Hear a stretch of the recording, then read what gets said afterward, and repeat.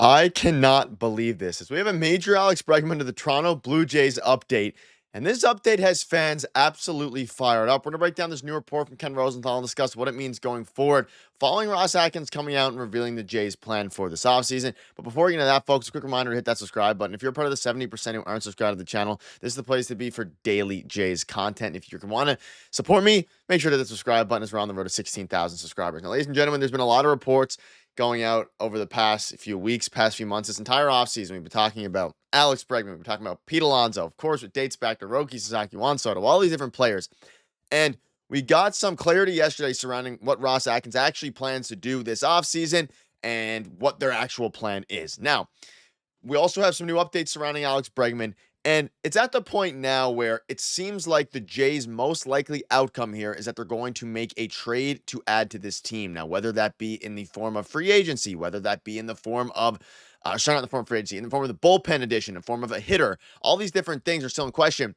But we have some interesting reports coming out. So, again, it starts with Max Scherzer yesterday coming out and saying he was attracted to the Blue Jays being in an all-in position. I'm not playing just to play, I'm playing to win. I feel like Toronto offered that. Get him another impact bat and lefty right-hand pitcher, or relief pitcher, sorry, and you're close to being there. Lefty right-hand pitcher, lefty relief pitcher, and you'll be close to being there. So, as you start to think about this now, you're at an interesting point because obviously we know Max Scherzer is all in. And then you get this report / comment from Ross Atkins, and he's basically saying, feel like we have added some good pieces to provide depth, but we'll keep looking to add if we can. And he basically goes on to say that these will be added in the most likely way via trade. Tellingly, he added that at this point, it will require a trade for us to add to this team. It doesn't have to, but this will most likely be the case. Okay, so this is all information that obviously Ross Atkins came out. We covered yesterday. Right after this, Ken Rosenthal comes out and drops this. It's the Cubs, it's the Tigers, it's the Red Sox, it's the Blue Jays, and it's the Astros that are in the mix for Alex Bregman. You can see this quote tweet here. Of course, Rosenthal has to throw a shot at the Jays. Man can't help himself at this point. Soto and Alonso didn't want to play here. Says who? Alonso wanted to be a Met. Soto got offered insane money by the Mets. How does either thing say they didn't want to come to Toronto? So basically, Ken Rosenthal called out Toronto, basically saying that no one wants to go there. But either way, it's pretty funny, and I wanted to grab this screenshot for you. On the top, you can see Keegan Matheson saying Ross Atkins says that at this point, adding to the team will most likely come via trade.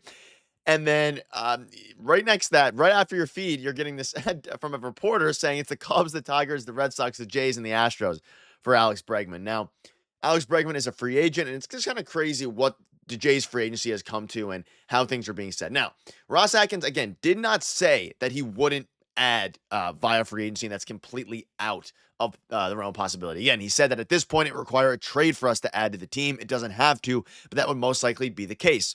Okay, most likely. And then a report comes out the Jays are still finalists and in the mix for Alex Bregman. And let's not forget, we had a report from Bob Nightingale a few days ago saying that the Jays have a 6-year offer on the table at about $156 million. And then you also had John Heyman say at this point, the Cubs are the favorites. So I think at this point, he ends up a Cub or a Tiger. I don't think the Jays are going to get Alex Bregman. I'll say that now. However, the fact that you have reporters coming out and saying that the Jays are in the mix, you have them calling out the Blue Jays, and all these different things is pretty funny to me. Now, I think the Jays and Ross Atkins have done a pretty decent job this offseason. You got Anthony Santander, you got Andres Jimenez, you got Jeff Hoffman.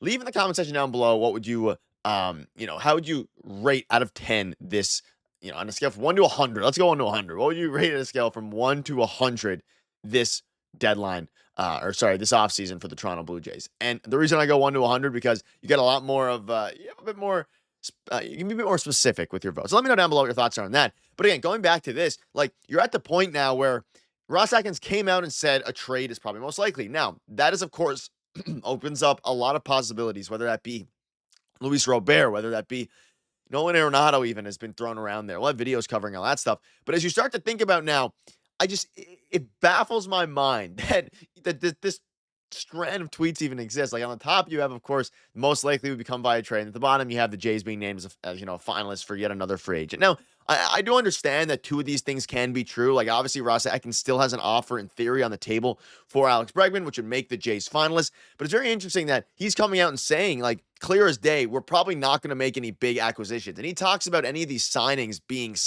depth signings.